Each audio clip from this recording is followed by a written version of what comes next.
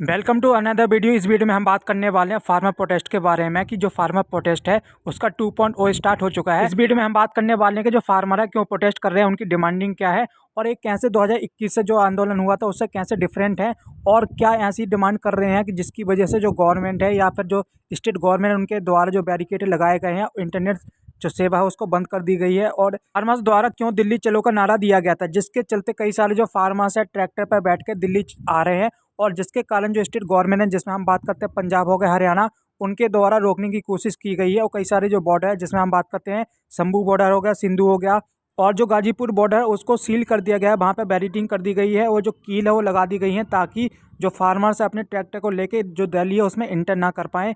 और वहीं हम बात करते हैं जो हरियाणा की गवर्नमेंट है उसके द्वारा लगभग 7 जिलों में जो इंटरनेट है उसको बंद कर दिया है, जिसमें हम बात करते हैं जिंद हो गया, अम्बाला, कुरुक्षेत्र और मैनी मोर ऐसे जिले हैं जिसमें जो इंटरनेट है उसको बंद कर दिया गया है ताकि जो प्रोटेस्ट है आगे ना बढ़ पाए। सेंट्रल गवर्नमेंट द्वारा फार्मर्स से सेटलमेंट करने के लिए अपने जो डेलीगेशन है उसको भेजा था, जिसमें जो 3 कैबिनेट मिनिस्टर हैं वो गए थे, जिसमें हम बात करते हैं पीयूष गोयल, अर्जुन मुंडा और जो पान सिंह तोमर हैं वो इसमें शामिल थे। उनके द्वारा फार्मर्स लीडर के साथ मीटिंग करने की कोशिश की गई जो कि पंजाब में रखी गई थी और वहाँ के जो सीएम है उनके द्वारा भी मदद की गई थी। लेकिन जो फार्मर्स हैं कुछ पॉइंट पे तो सहमत हुए लेकिन कुछ पॉइंट पे वो डिसएग्री हुए। ये जो मीटिंग थी 11 या 12 फरवरी के बीच में रखी गई थी और उनके द्वारा कहा गया था कि जो गवर्नमेंट अगर दूसरे राउंड की मीटिंग के लिए सहमत हो जाती है तब कोई बात बनेगी, वरना उनके द्वारा जो दिल्ली चलो का नारा वो दिया गया है और दिल्ली में वो प्रोटेस्ट करेंगे जो सेंट्रल गवर्नमेंट के खिलाफ और अपनी जो मांग मनवाने हैं उसके लिए। भाई हम बात करते हैं जो फार्मर है उनकी डिमांड ऐसी क्या है जिनके लिए वो प्रोटेस्ट कर रहे हैं। तो इसमें सबसे बड़ा जो मुद्दा है वो एमएसपी का है, जिसका मतलब होता है मिनिमम सेलिंग प्राइस। फार्मर्स का कहना है कि जो गवर्नमेंट है उसको जो लीगली ही कर देना चाहिए एमएसपी को, ताकि जो फार्मर्स है उनके लिए सिक्योरिटी बने रहे। अब हम बात करते हैं जो एमएसपी होता क्या है,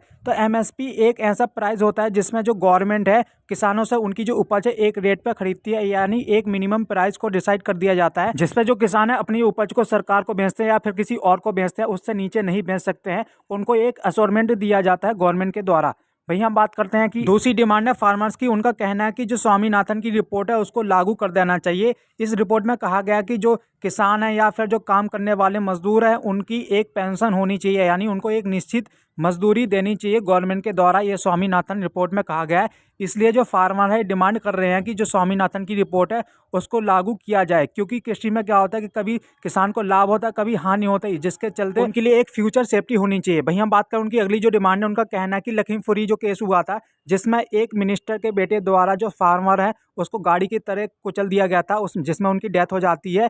तो उनका कहना है कि उस जो मिनिस्टर का बेटा था उसको गिरफ्तार यानी जो जेल है उसमें डाल देना चाहिए। और वहीं बात करते हैं कि जो मिनिस्टर थे उनको पद से हटाना चाहिए। वहीं हम बात करते हैं उनकी एक और डिमांड है कि 2021 में जितने भी केसेस लगाए गए थे या जितने भी लोगों को गिरफ्तार किया गया था उनको सबको रिहा करना। वहीं हम बात करते हैं कि जितने भी फार्मर हैं उनकी डेथ हुई थी उन सबको एक आर्थिक सहायता के द्वारा मदद करना, ये फार्मर्स की डिमांडिंग है, जिसके चलते वो प्रोटेस्ट कर रहे हैं और दिल्ली की तरफ बढ़ रहे हैं, जिसके कारण पुलिस और फार्मर्स के बीच में जो क्लैश है देखने को मिल रहा है। पुलिस द्वारा फार्मर्स को रोकने के लिए टीयर गैस का भी यूज किया गया है ताकि जो फार्मर्स है इधर उधर बिखर जाए और जो उनका प्रोटेस्ट है वो कमजोर हो जाए, ताकि जो पुलिस है उसको कंट्रोल करने में इजी रहे। और ऐसी कई सारी जगह है जहां पे सीआरपीसी की धारा 144 को भी लागू किया गया है ताकि जो प्रोटेस्ट है उसको कमजोर किया जा सके। ऐसे कई सारे रास्ते हैं जिसको डाइवर्ट किया गया है ताकि वो दिल्ली की तरफ ना बढ़ पाए, क्योंकि जो फार्मर है अगर एक बार दिल्ली की तरफ आ गए तो जितने भी बॉर्डर है उसको सील कर दिया जाएगा, क्योंकि दिल्ली में आने के कई सारे ऐसे एंट्री पॉइंट हैं जिसके द्वारा वो दिल्ली में प्रवेश है एंटर कर सकते हैं। अब हम बात करते हैं कि ऐसे बहुत सारे किसान संगठन है या यूनियन है जिनके द्वारा पार्टिसिपेटिंग की जा रही है, जिसमें हम बात करें संयुक्त किसान मोर्चा हो गया या फिर किसान